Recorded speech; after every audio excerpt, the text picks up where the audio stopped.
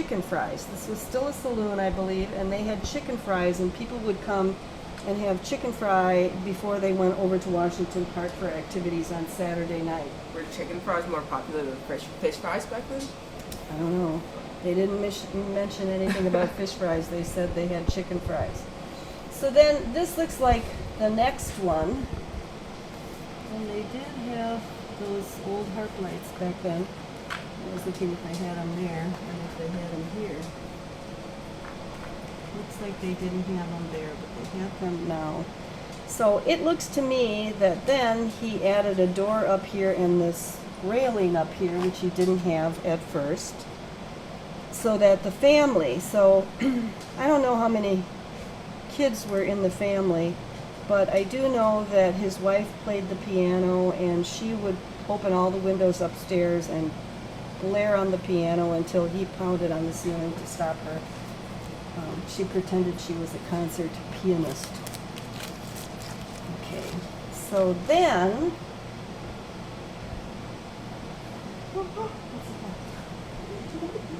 Tucker, you want this?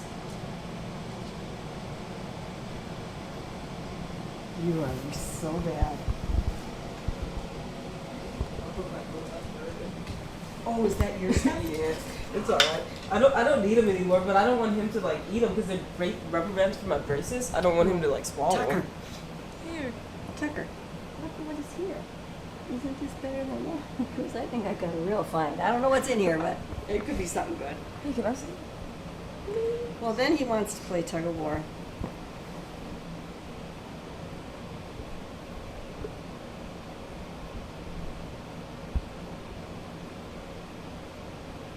Sure, it might be some sort of grand opening, because look how festive it looks. So that's in front of the window over there at Eat Cake. This man, I knew his name at once, but he drove a Model A Ford truck. And people, what the grandchildren told me, and the grandchildren are still around, what the grandchildren told me is that he drove this Model A truck. So people would call up and order groceries, and he delivered them to the wealthy people on Martin Drive and Grant Boulevard is what they said exactly. So, and I'm picturing that these are old pictures in the grocery store in the beginning, when it was a smaller grocery store. So that's another picture. But then,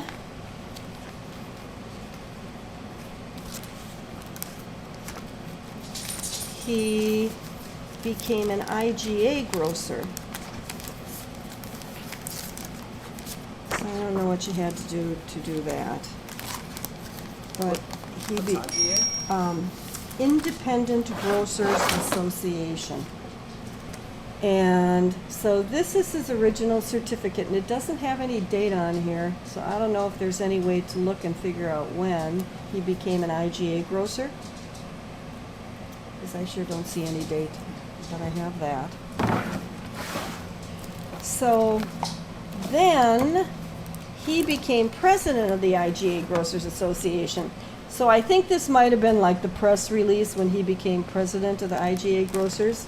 And so, and then these look like the same vintage, like it was a professional photographer, but they hosted a National Association of Independent Grocers. So that's what they were doing here, because this says Welcome Independent Grocers Association. And then I'm just picturing that this, you are so bad. Can't have an important meeting with you around, Tucker. So, anyway, I'm thinking that these were pictures in the grocery store back then, because they seem to be the same era. And that's a little counter. I think that counter might have even been here when the Olympia grocery store was in here. So, anyway, and then, let's see, there's one more picture inside going the other direction of the grocery store. So that's looking right here where we're sitting now, all along this wall. So then, this is the most fascinating picture to me, because I did not think that they raised bed gardens back then. I thought they just put things in the ground. And so this might have been after World War II when they did the Victory Bed Gardens, but this is him standing right there. Well, actually, I eat cake. With his little Victory Garden bed or whatever. Then he died, and his wife tried to continue the store for a while, so her brother moved in here. And then I guess her brother was even kind of interesting because he went and he tape recorded like every concert at the symphony and all these, and I guess upstairs was just like this archive of tape recordings of all these, you know, concerts, and he logged them and kept the library. But anyway, then there came a point where they just couldn't do that anymore because they were probably pretty old, and they sold it to these Greek people who opened the Olympia grocery store. And then when you look at city records, nothing ever happened. Like, he was always pulling permits for stuff. He pulled a permit once to sell Christmas trees here. And then these people kind of never did anything at all with the store. And so this is a very nice picture of this because this year we got them to paint the grocery store. There was this telephone booth that I was always trying to get them to close because it was a source, I believe, of drug dealing. Oh, I see. And they, you know, weren't interested in doing that. So anyway, then what happened is, so the Greek people, they raised 5 children upstairs, and everybody went off in different directions except for Bill. Bill stayed with his parents and helped them run the grocery store. So when the father kind of had Alzheimer's, and he died first, and then the mother died. So when both of the parents who theoretically owned the grocery store died, then the siblings all wanted their share of this grocery store.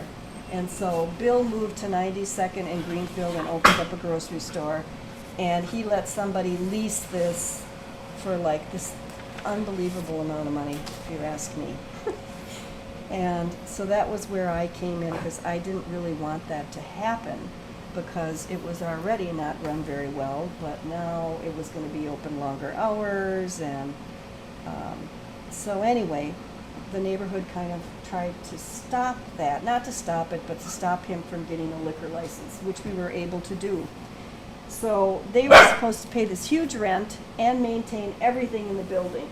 So a year later, and then I had gone and checked out their other store on 41st and Capitol, and it was just awful. So before they actually physically came in here, I went to Bill, who was running the store, and I asked him if there was any way he would sell it and what he wanted for it. And so I made him an offer, and but it turned out that he already signed this lease with a long-term option to buy, so I never got to buy it. About a year later, when the boiler broke, and they were supposed to replace the boiler because the tenants were supposed to fix everything, the tenants came to me and said, would you still be interested in buying this? And I said yes, and so they bought it, and I bought it from them about an hour later, and I started repairing it. It had the foundation wall on that side, on the west side, was caving in. So I ended up, first thing I did was replace that wall in the basement there, and I ended up replacing this wall because they were both vintage 1892. This one wasn't caving yet, but there were some signs that it wasn't a happy wall.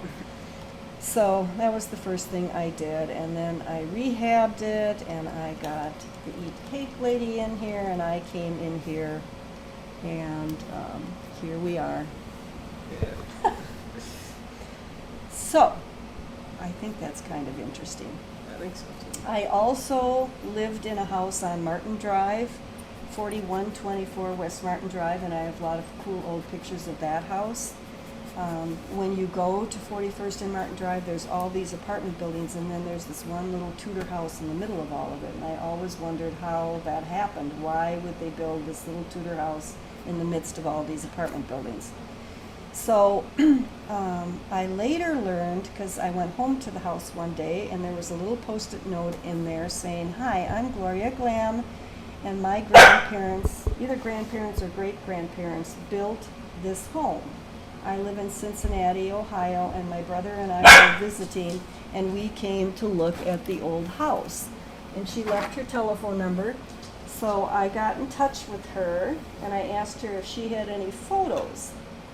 And she sent me a whole bunch, which I can also show you. They're on my computer, though I've never actually printed them.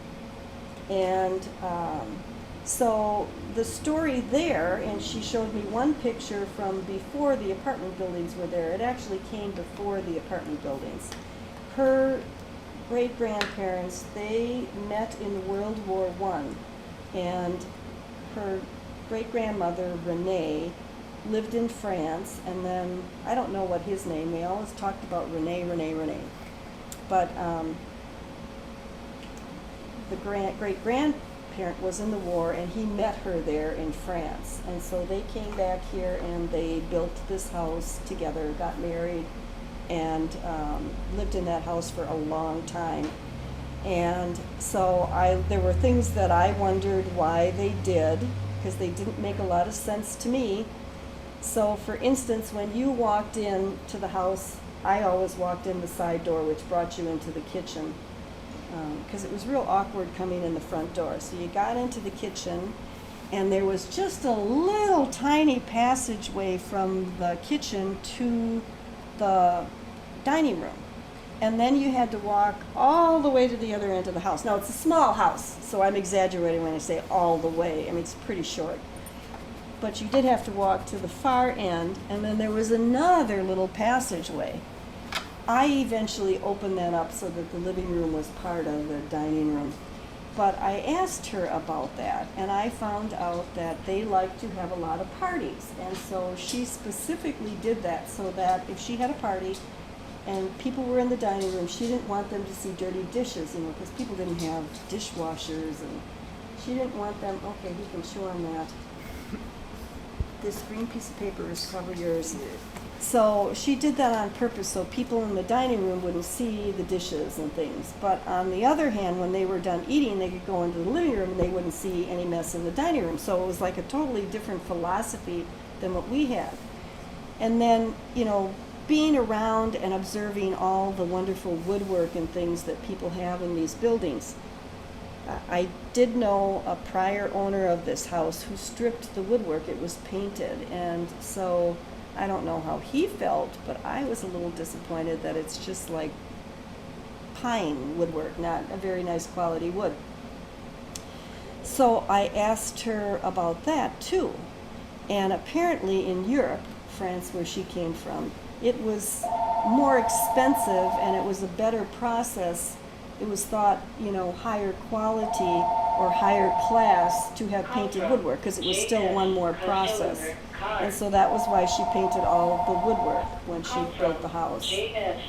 And then there were just little things. She told me that they liked having parties, and she remembered one in particular where they had this clown party, and everybody dressed up like clowns, and it was kind of circus-like, and it was in the basement, because she asked if the wallpaper was still in the basement, and I said, well, there was some covering in there, but there is a post in the basement that has this clown wallpaper on, this really old clown wallpaper.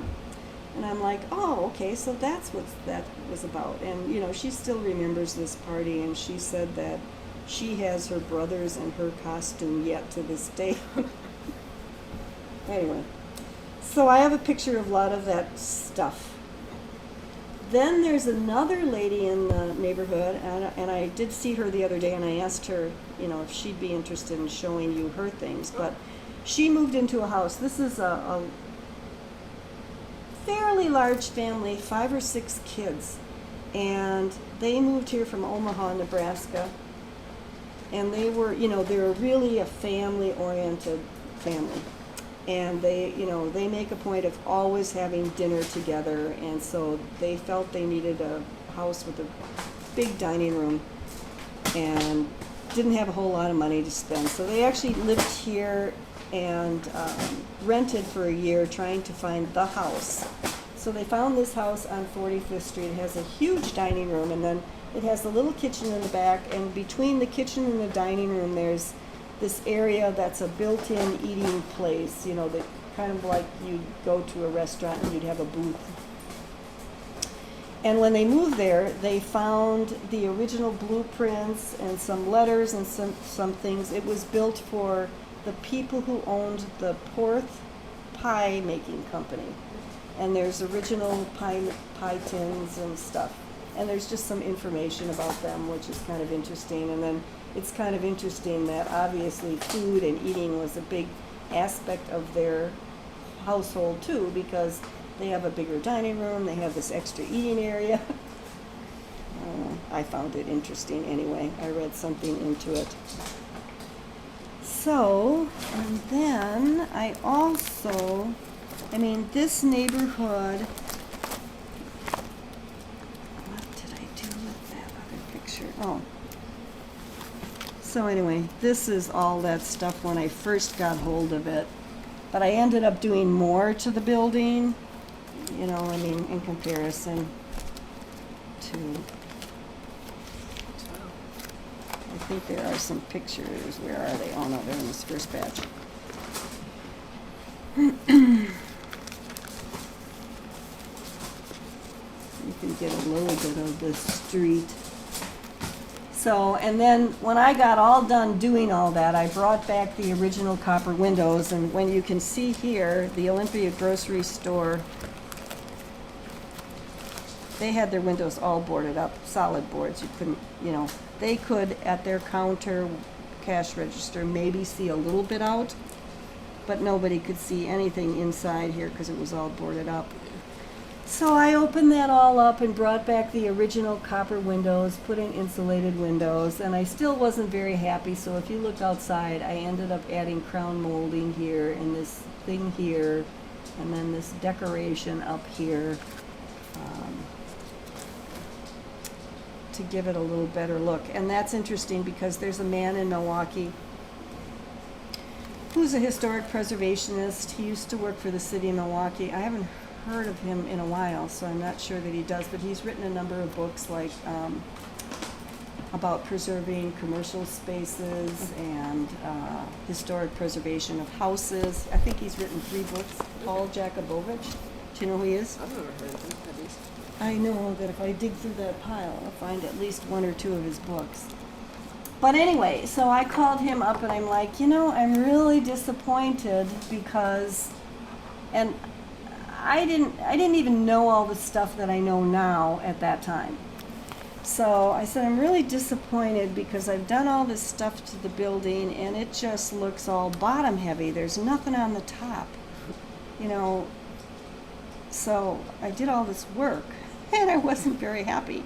And he pulls out his pen and he goes, well, that's because, and he sketches out a clapboard building. He goes, it was a little different than what I actually found out, but he sketched it out and he said, most likely it was a clapboard building and there was like a gable, pushed out window right here, and 2 window, and then just one window here. And then when they added on, they did that to kind of make it equidistant. It's not quite what it was, but he knew right away that it was a clapboard building, and so I never figured out why they would have quite done the windows like that. But because that turret would be right here. Mm-hmm. I don't know. That's the fun things about old buildings. You're like, why did they do that? Do you know why the turret was taken down? Well, I guess, see, now it looks more like a brick building with stucco. I don't know whether that was fashionable in the 30s or what.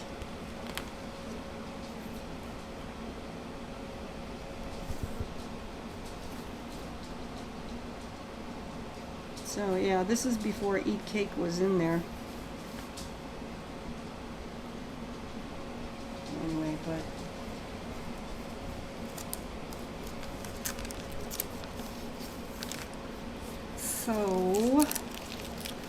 questions you want to ask? Yeah. Oh, yeah, I was going to show you one more thing.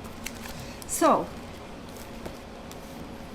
I don't know what year, but we also suffered from them taking out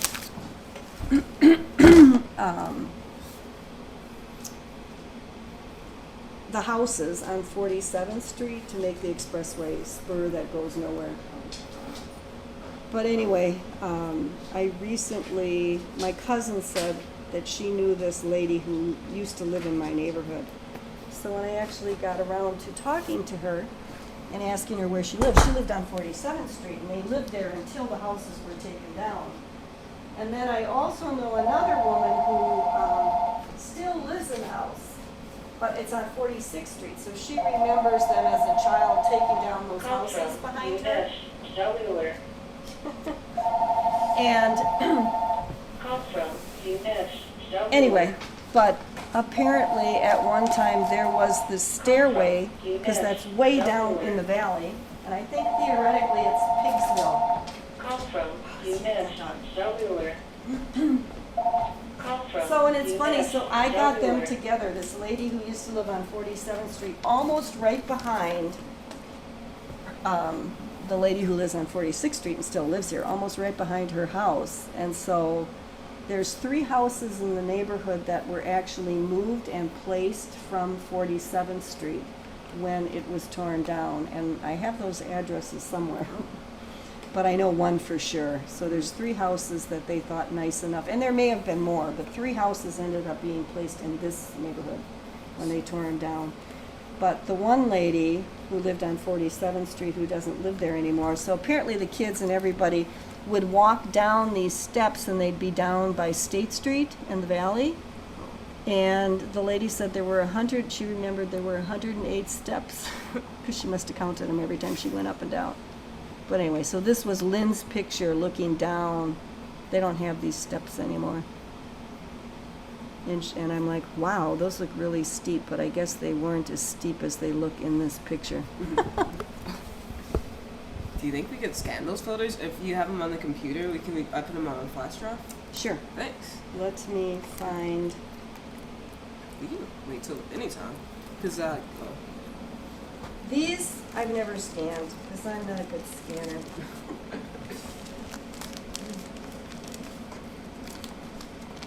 Why is this in this way? That one picture, the very first picture, I did that once before, and I put these upside down. And then I must have picked the thing up, and the small photo fell out, and I didn't realize it, and then the dog is doing what he's doing right now, chewing things. So let me show you these other pictures. And that's going to be harder to gather around here. And I think they're also on our Mark Drive website. okay. But I do have pictures inside the house also, so maybe I'll go to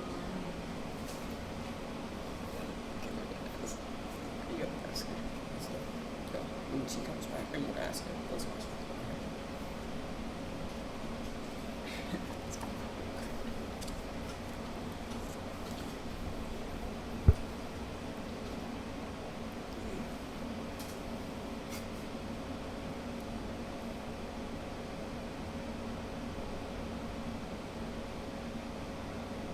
We can get them later too, and after the interview. Okay. Yeah. All right, so there's questions, or what's the other part? Oh, yeah. Yeah. We just wanted to ask you a couple of questions. Okay, I'm ready. Now, Tucker, you be good, and no barking. And actually, these are just forms that say that we can use your audio for the website, Mhm. and also that we were just wondering if this seller form is to say that if it was alright if we could take a photo of you to put next to your audio. Okay. Alright, thank you. Here you are. Let's make it official. You're just saying so much good stuff we didn't want to interrupt you. It's a lot of history, I can tell already.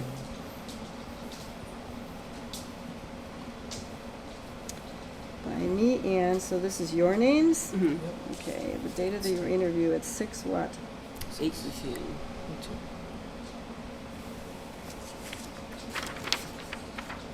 We have to take a picture of Tucker because his voice was recorded too. I think you're right about that. You are. I agree. Yeah. Wouldn't you want to My be asked to dog. gather?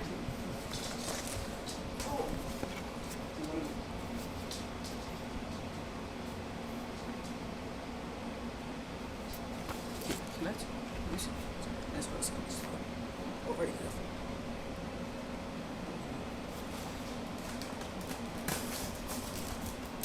Um,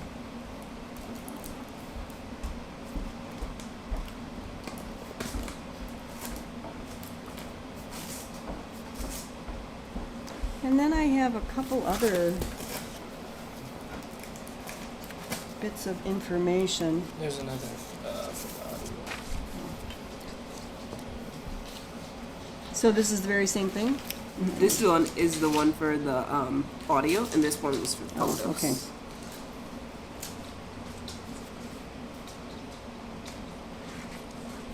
He's a handful. You know what? I tell people this all the time, and they probably don't even believe me. He is so good when he's alone. And it's as soon as somebody comes in here, he starts this. Look what I can do. Look what I can do. Hold on, let me see.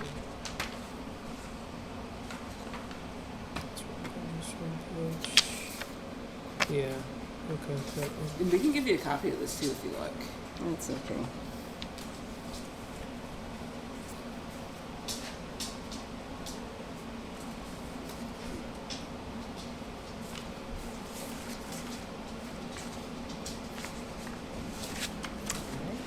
All right, let me just, while I'm thinking of something. I'm sure you know what abstracts are.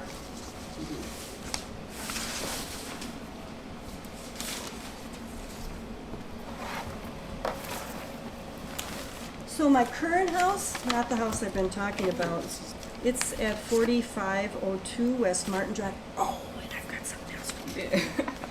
4502 West Martin Drive. When they were insulating the house last year, they drilled above this front door, and they hit something, and this is what they hit. So they pulled it out for me and gave it to me. But, so that's kind of cool. Why were they stashed up there?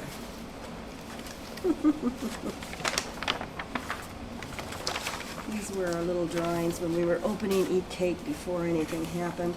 But I think these are kind of cool. These are 3 old abstracts from the area. And there's like a lot of history in there. So Martin Drive, where the apartment buildings are. So we're right here now. Right along here is where Martin Drive is, and these are all apartment buildings. And so that one little one there, that green, was my old house. I was wondering where these were. And this, oh my goodness, you know, it's old stuff. Is this gone? You know, I should slap you instead of giving you treats for this. He knows what to take.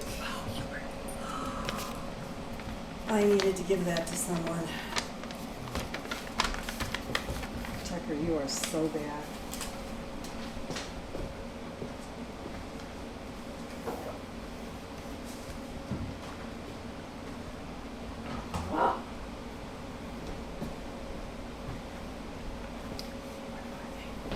Oh, Lord. I've rearranged my office and now I don't know where stuff is. Oh. But I have some other historic stuff.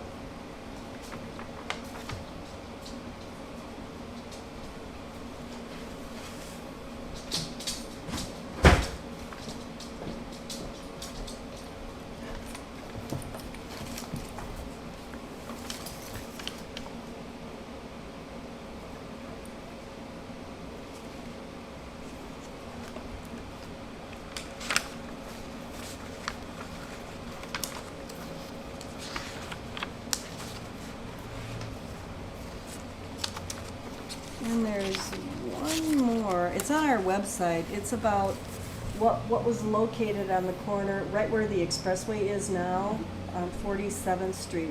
There was a gas station, a couple of things, and there's a little article about that and how it was placed, but that's on our website. Yes, it was 47, that's right. So, oh, and then the other thing I was telling, how do you pronounce his name? Arit? Oh, yeah. Arit, okay. I was telling him that, and maybe somebody else has mentioned this, but I do know how to contact this woman. But one time I went into the Amaranth Cafe, and Dave, the owner, says, I think you might like talking to this woman. So I introduced myself. And so she's this kind of quirky woman. And she has a house, I think, on 53rd or 55th and Garfield or something. And she bought it in the early 70s, and she just became like crazy to find out who the architect was who designed it. So she started searching records, and she found the architect, and his name started with Z, a Z, I remember that, the last name. And so it was like 1976 or so when she found who this architect was, and his firm had just closed. But he was very prolific in designing most of the like brick and Tudor homes that were more commonplace homes, nice homes, but not the Eschweilers along Lake Drive. And he also did a lot of commercial buildings. And so I met her, and she was driving along, and she saw the Amaranth building, and she realized that she had a drawing of this building. So anyway, long story short, she finds this architect. She starts calling people with that last name, finds him, and he says, listen, lady, I'm retired. I've put that behind me, because she wanted to meet him. So apparently she kept calling him through the years, and when he died, his son called her up and said, if you want to look at his things, now is the time, because we're, dismantling the house. And so she came over, and they must have really liked her, because they gave her his drawings, original photos of when the buildings were built. And I don't know if she has it all, but she has a lot. So she was driving along and recognized, so this happens to her sometimes, she'll recognize a building and go, I think I have that drawing, and she'll dig it up and she'll go introduce herself.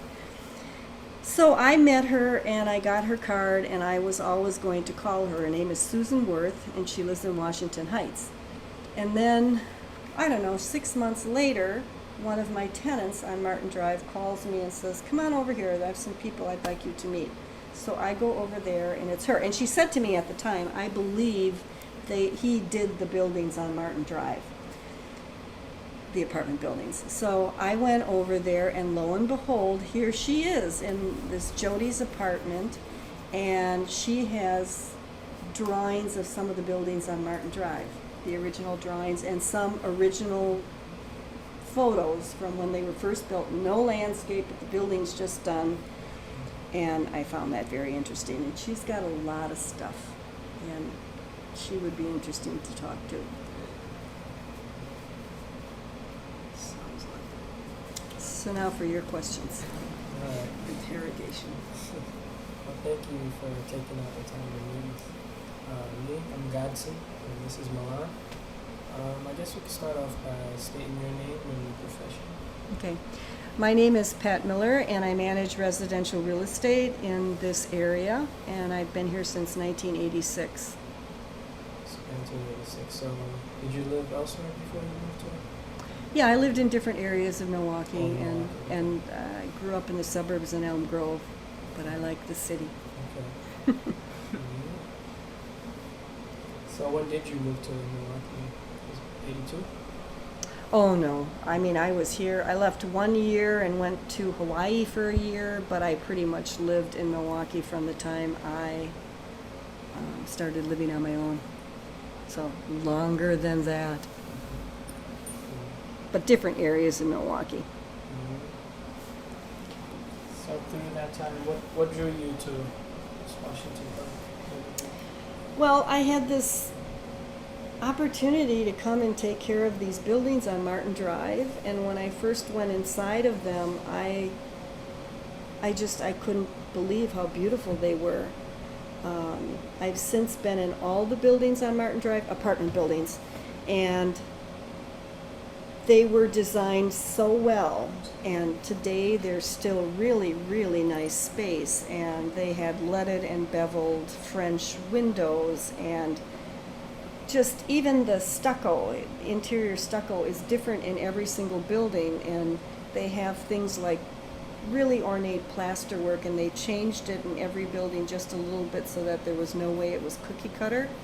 And if you look at those buildings, they all, I believe, I'm not an architecture person, I just enjoy and love architecture, but I believe they represent all sorts of different countries, because some look German, some look sort of Alpine or Swiss, I mean, some look Italian, and then there's themes that are carried out through all of them, like crests that are in different places on the outsides of the buildings and done in different materials, like sometimes they will be in leaded glass, sometimes they will be in concrete. So I found that very interesting, whoever did that, which I do know a little bit about that history too. So for instance, the buildings that we got, and the reason that I moved here was because of Markside Apartments. And I'm not sure where Mark came from, but one of the buildings still has this gold leafed, it says Markside Apartments. So Dorothy Peck and Rose Seidelman owned these buildings. When you look at these abstracts, you're going to find that name Seidelman in here. I forgot what his name is, but he was an attorney, and he pretty much put together these little limited partnerships of a couple of people or two couples who would buy, probably put up the money or finance the building of each of these apartment buildings. And so Dorothy Seidelman was married to that attorney, and then I don't know if her sister's name might have been Marks in the beginning, and that's where the name Markside came from. But Rose, who probably was Rose Marks, I'm guessing before she was married into the Peck meatpacking plant family, and her name became Rose Peck. And those two sisters, because their husbands passed away, ended up owning these buildings, and so there was only one owner. They were never messed up, and there's only been one second owner ever since, and we've also never messed those buildings up, I don't think. I tried to preserve them, not, you know what I mean? So that's what brought me here, and from the point that I came here and actually moved in, I was just like, this really needs to be preserved, because it's really beautiful architecture, just like this funky woman who tracked the architect down. So I'm a little like that, but I didn't think of tracking him down. I just thought of preserving what he did. So, given how you saw the neighborhood when you first moved here, are there any other differences or more history that you can? Well, I've obviously gathered a lot of history since then that I know myself, but it definitely wasn't the neighborhood it is now. It has significantly improved, and it's also kind of appreciated in terms of it was sort of feared and you just don't want to be there. That was the impression of the whole area. So through working on things with the neighborhood association and people in the neighborhood, we have created this sort of identity that people know as Martin Drive neighborhood, and so it's a different identity than it had. It was really, I used to trick people to come here by sending them on the expressway, because then they'd get onto Martin Drive, which was really nice.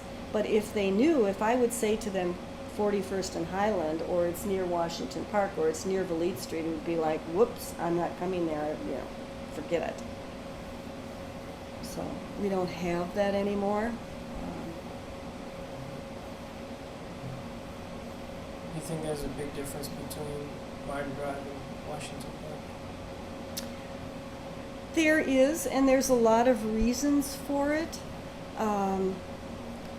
They have it's much larger area, okay, number one, where we have this very contained, compact neighborhood that has these natural geographic boundaries, like the park, like the expressway, even Highland Boulevard, and the fact that if you go to 41st and Highland Boulevard and you look over the bridge to the east, you're going to see a big old building that was once called the Cold Spring Barns, and I can probably find an article about that.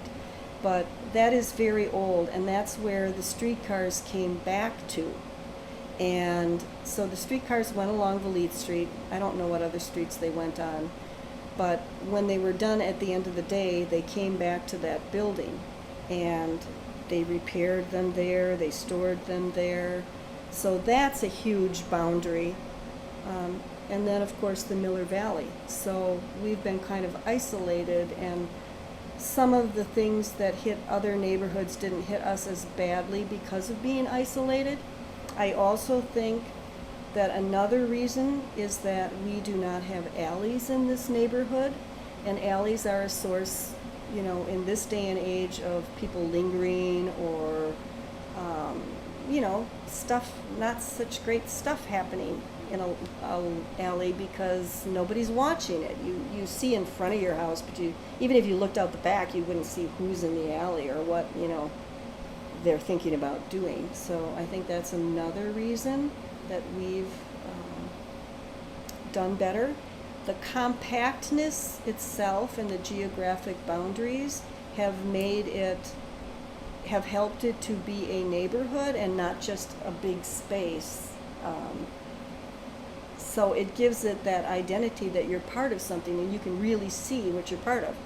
When you look back at the city records, you will find that Martin Drive goes down to 35th Street. And when we started our neighborhood association, we didn't know that because, you know, you really get this feeling that this is an area because it's so compact.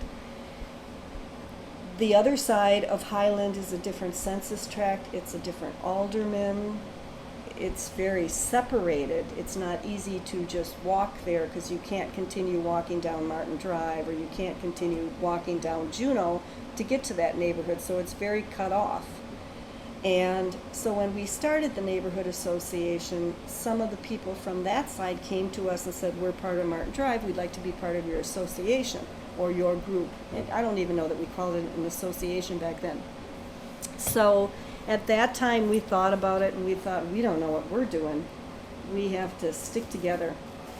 Since then, I mean, I personally really think that we should take that area in because our neighborhood group is very strong and it can offer a lot of, it can offer help or just advice to the other area. And it is part of our neighborhood.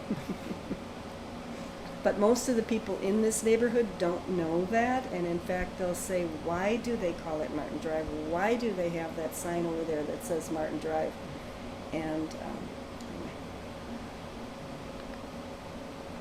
So, having lived here for a while, do you get the sense that it's a cohesive neighborhood, that neighbors know each other very well? Yeah, it definitely is, and that's because of all the work that the neighborhood association has done.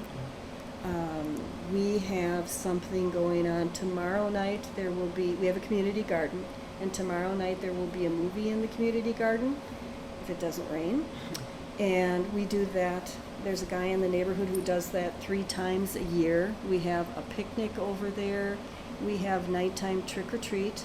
Nighttime trick-or-treat is, you know, people think it's kind of a frou-frou thing, but because of that, I have these records and I know like who the kids are. You might notice a house or a family and then, okay, I see how many kids you have and what ages they are and I know your names and so all these things that we do, there's things for kids to do, there's things for adults to do. So just like in the old days, people know each other's names, they know other people who have kids in the same age group, you end up knowing people who have same interests as you. So yeah, it's very cohesive. Do you mind describing like your home and your house? Does she call home? Yeah, there's, you've got pictures. It's something that I totally lucked into. It's a big 4-bedroom house that when the very start of the foreclosure crisis started, it was put on the market for $49,000, and I saw that and couldn't believe it. And so I bought it and moved. Since I've been here in 1986, I lived in the apartment buildings for 12 and a half years, and then I moved to a house right across the street on Martin Drive, and then I moved down the street to 45th and Martin Drive. But it's a gorgeous brick house, leaded glass, fireplace, really nice wood floors and built-ins, and it's really nice. What's your favorite place in the house? In the house, I guess I remodeled the kitchen, so the back of the house where the kitchen is, and then I opened up one of the bedrooms, took the wall out, and made it not part of the kitchen, but an additional seating area that's within the kitchen. So I like that a lot. But, you know, the beauty is in the arched and leaded windows and the oak woodwork and just the detail of the fireplace mantle and anyway. What would be some of the smells that would come from your house, like your kitchen? Tucker, do you smell? No, my little dog doesn't smell. Well, me cooking, obviously, but I don't know that things I cook are so aromatic as I cook a lot of soup. So We've been trying to figure out what's the correct terminology for the two-story duplexes that are common to this area. They have like a big window. everybody just calls them duplexes. Mm-hmm. hmm Now, across the street from me, there's 3 townhouse-like duplexes. That's very unique. Because we noticed they were pretty much unique to this side of Milwaukee, like around here in Washington Park. I don't think, I mean, they go to Washington Heights. I mean, I think they go through a lot of Milwaukee. I think on the south side, originally there were more Polish immigrants, and they put the Polish bungalow underneath. So their basement, I don't know for sure because I haven't been in one, but I believe that their basement probably doesn't go as deep because in the basement there's actually bigger windows, and it's a living unit down in the basement, so that's what they did on the south side. But here I think it was the German influence, and they did the 2-story duplexes. Around did you have? Actually, I do. I have a lot of questions because you're in charge of the Martin Drive website. So I was wondering. No, Raymond Duncan is. Oh, but do you help run it? Well, I've given a lot of content to it, Okay. but I would not know how to do the website. Well, I was just wondering if you had any other interesting stories about the past of this area that you would tell us. Well, obviously, I have files of stuff about Washington Park. I mean, in 1892, Frederick Olmsted came here, and he designed the park. And I have a feeling that was because the other thing that he also did in that year was he was responsible for doing the grounds of the Chicago World's Fair, which was in 1892. So maybe he was there planning the grounds, and then when he was finished with that, because the fair was actually in 1892, so the grounds had to be developed first. Maybe he came up here to plan our parks, and he is very interesting. I don't know if you've followed him at all, but he was the father of landscape architecture, and he did Central Park in New York. He's done parks all over the world, and he has a really interesting philosophy on back in that time. 1892 is beginning to be the end of his career. He's getting really pretty old. He's not in good health anymore. And he started out actually getting one of his first jobs as being the person in charge of sanitation during the Civil War, because they had to figure out, I mean, things were different. They didn't have curbs on streets, and so when there were rains, sewage would come into people's water. And so anyway, he was responsible for sanitation and making sure that, I guess you could say, that all the soldiers didn't get E. coli and, be too sick to fight. So, and then from that, he ended up doing a few things, or ending up, he was from out east, and he ended up in the redwood forest of California, which I'm drawing a blank on their name, but he realized that that forest needed to be preserved, so he had something to do with that. And then he became really interested in parks and designing parks and looking at the structure of a city and determining, thinking 100 years forward, where did the land need to be saved for the commoner? Because back then, what people would do is you became ill, and they didn't send you for a CAT scan. Your doctor would say, go to the park, get some sun, get some fresh air, would be a cure. And so in his thinking, you had to look at a city strategically and decide where you needed to save this parkland so that the commoner who didn't have their estate in the country could have a place to come. And he was definitely looking to the future, and he would talk about whatever he designed that nobody would realize what it was for 100 years, because he's planting these little trees and creating this landscape with rolling hills, but it wouldn't, what was built at first was just these little tiny trees. And so he came here in 1892. No one is absolutely sure when they actually did a lot of these things, but right across the street here was the zoo, and the zoo went across here and then up not 47th Street, but I believe it went up where the expressway is, because they also took out part of the park to make the expressway. And at that point, then the zoo went to where it is now on about 92nd and Blue Mound. But this was a very thriving park when they got it going, and in 1904 they started the zoo here. But they had all sorts of things here through the years. They had a horse racing track. They had a little mini golf course. They had a wonderful boathouse, which the Urban Ecology Center is in the third generation of the boathouse. There were 2 boathouses before that, and the other ones looked like log cabins, and everybody went ice skating there. And of course, in 1938 or 39, the Blatz family donated the band shell, the music center, to the city, because it was a city park at one time. Now it's a county park. And so this was a great location.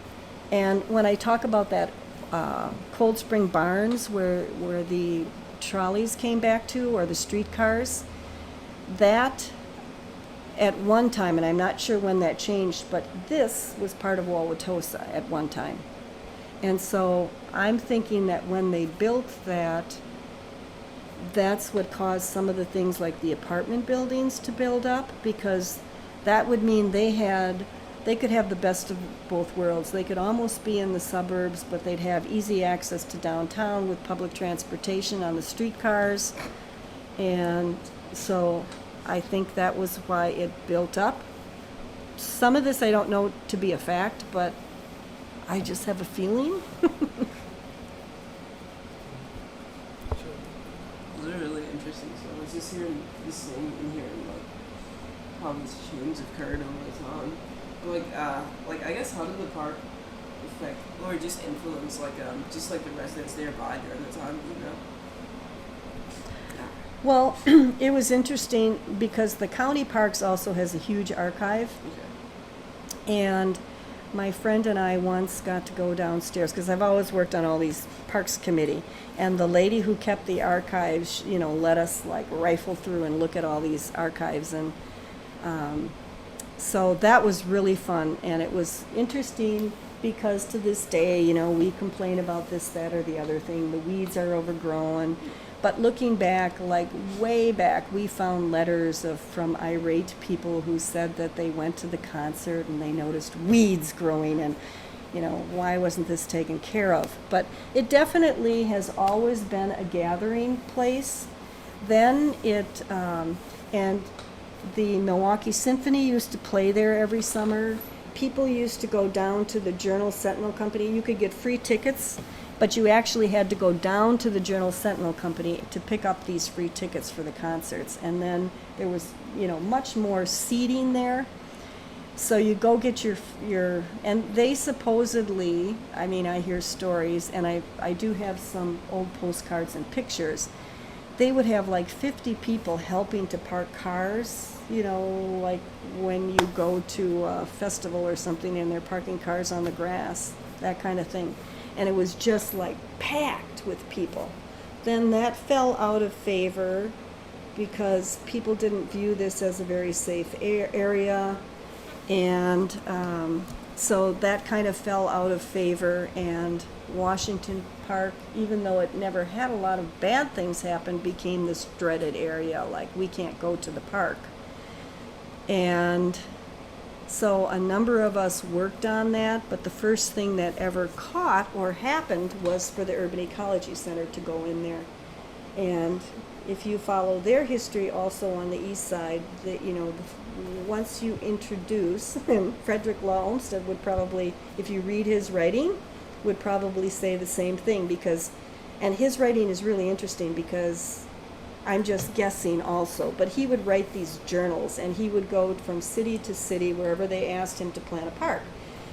And typically, even back then, like 1892 is the end of his career, so you can think of how little or how small the cities were back there. And he's trying to convince, even though there are city common councils or whatever who've asked him to come in and plan the park system, there are also people who are fighting this. We don't want to save this green land, or if you have a park, there will be people who are going to that park and there'll be drinking and there'll be all these bad things that happen in the park.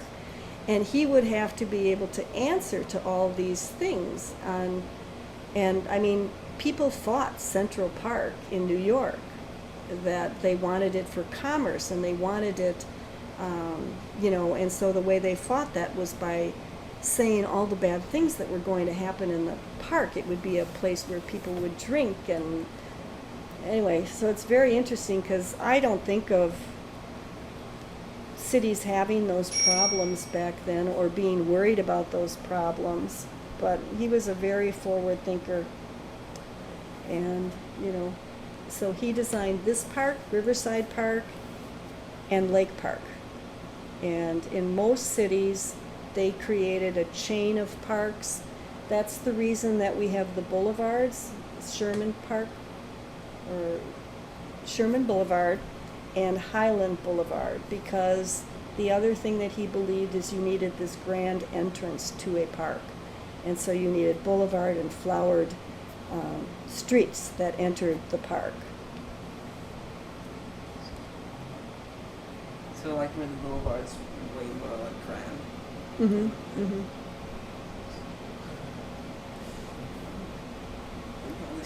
I think this is really interesting. Now that you see an Urban Ecology Center at Lakefront Park, they have them all. Mm-hmm. So, and we found out about the Urban Ecology Center started there in a trailer, and I don't know how many years it took them to raise the money to build that building.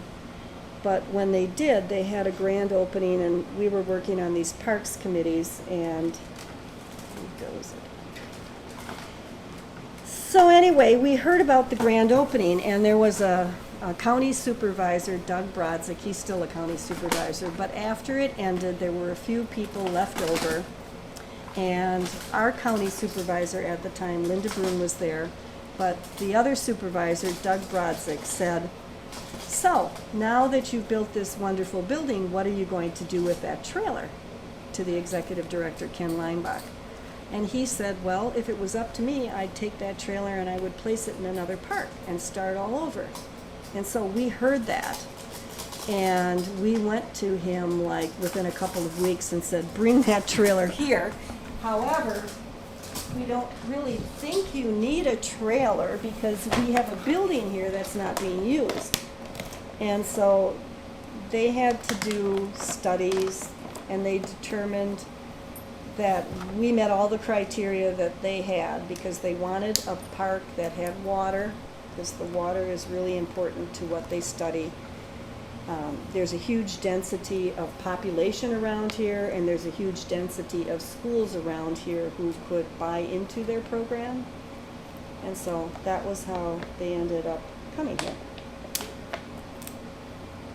When Washington Park was like the way you described it a long time ago, like how you said there's things that buy into it nowadays, like what bought into it back then, like what kinds of shops and I guess anything that's around. Well, you know, that's an interesting thing that I've kind of watched too. I mean, all of the business districts were really thriving because you didn't go to these big box stores or to the big Century store. And the buildings that were here, you know, this was a grocery store, I explained that. And then next door was a butcher, and then there was also a bakery. And and going into our nighttime trick-or-treat thing, I've never been able to find this, but maybe if you have time to research it, you can. So apparently, from the grandchildren of the man who owned this, Martin Drive had this tradition which was a little unique, and they had a trick-or-treat event, and what it was, or how it was described to me, is that the kids in the neighborhood would dress up, and they would make a parade. And they would come here and they would go to the grocery store who gave them an apple, they would go to the bakery who gave them a roll, and they would go to the butcher who gave them a piece of sausage to go on the roll. And that was their trick-or-treat. And it apparently at one point was written up, and there was an article about it in the Milwaukee Journal because it was rather unique. And then it's interesting that we ended up starting and carrying on that tradition of trick-or-treat, which we've now done. This will be 21 years that we've done nighttime trick-or-treat, because in the city of Milwaukee also, they had nighttime trick-or-treat. And at one point, what happened is there were a couple of bad incidents where like people put a razor blade in an apple and gave it to someone. And so they decided to do away with nighttime trick-or-treat, and they would do it in the day. And now why could you do something like that at night but not do something like that in the day? I don't understand the logic, but nonetheless, nighttime trick-or-treat, which everybody did everywhere, wasn't done for many, many years. And then certain neighborhoods started bringing it back in a controlled environment.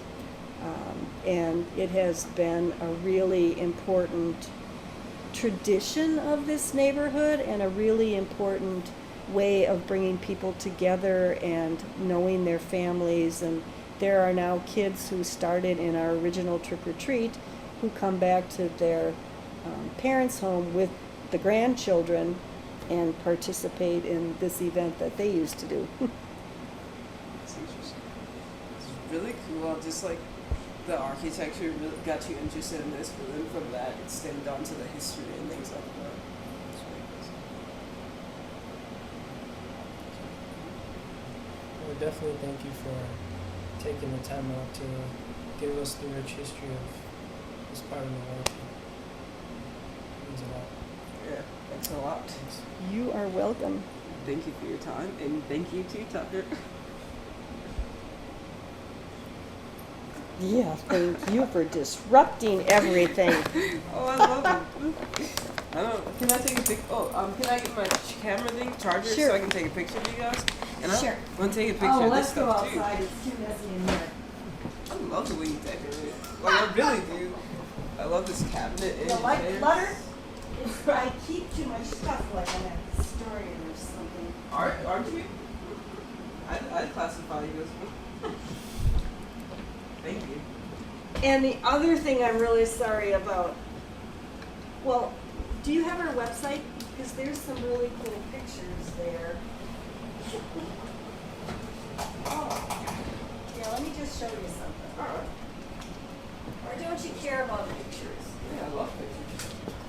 Hey, you know Jonathan? Montreal stuff? You know, I've met him and he's a Facebook friend. I don't know him real closely, but. When's he I know him from So meetup, yeah. here's some historic stuff on Washington Park Zoo.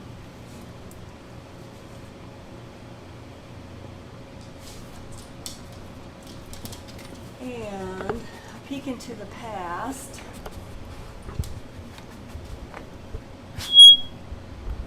So this is my old house.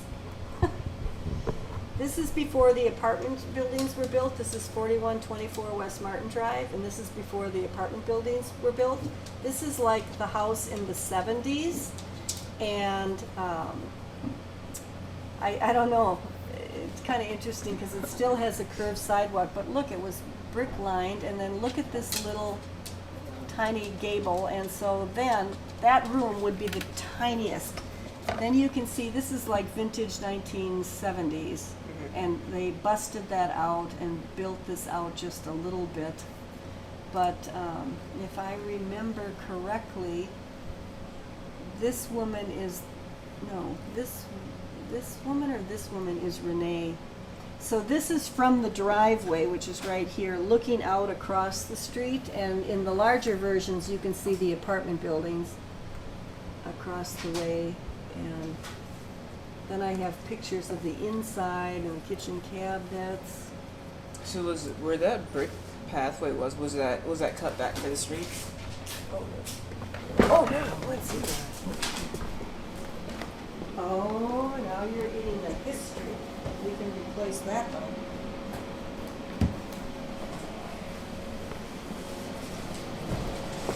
Look how bad though. I don't know how they think you're cute. Look at him.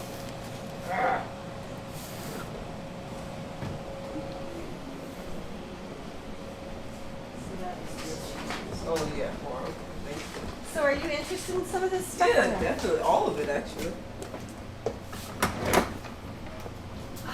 Let's see. Where? You know, it's going to take me a second to find these. Take but- your time. I'll take a picture of the blueprints. And then, I don't know, where else is that? If that's any interest to you. Where did I put that? Because I'm always interested in all this stuff. There were all these plans for the area that were done, and I think the oldest one I have is 1974, like somebody just gave them to me like here. And they're here somewhere. And, but they're kind of interesting because they're talking, you know, back in the 70s, some of the problems that they had and what they were going to do about them. I know they're here. But it's kind of interesting because the same problems they had in the 70s we still have. Haven't done too well at fixing some of these.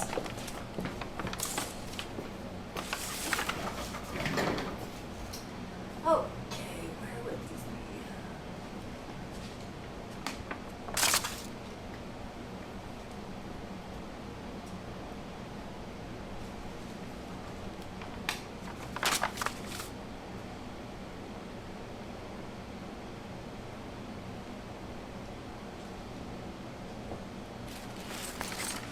I have my flash drive too. Like if you have any older photos you want to pass along.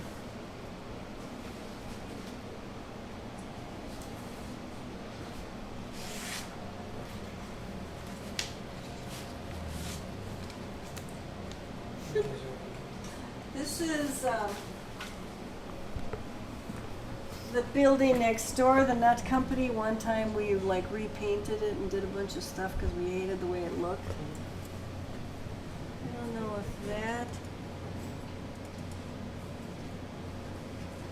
that kind of gives you more of the ugliness of the Olympia grocery store after the German, and that was when I first redid it, and this is when I'm pulling off all the trim and adding the extra stuff on top. And these are old pictures along Valete Street. It looks a lot different now.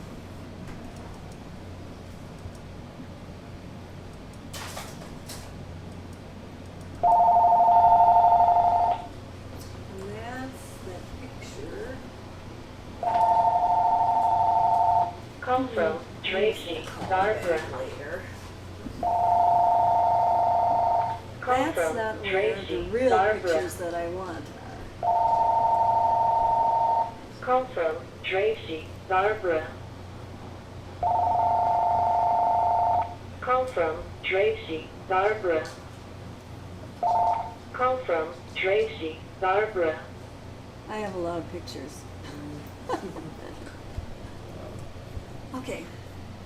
I might have to get those for you, and I can put them either on a CD or a drive or Yeah, that's something. fine.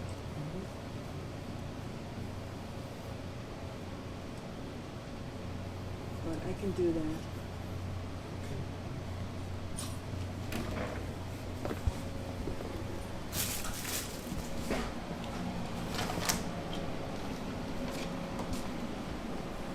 Some of the other pictures. Do we want to come back and scan them? Yeah, great. We can scan them. Whenever. Oh, this is fun. Whenever you have time, like we can, if you have a scanner, you can scan them now, or just we could come back and scan whenever. Yeah. We'll be here for a while. I have a scanner, and it's not set up right because it,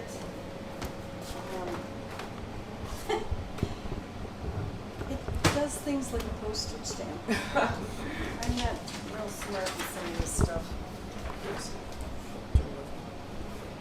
Double click.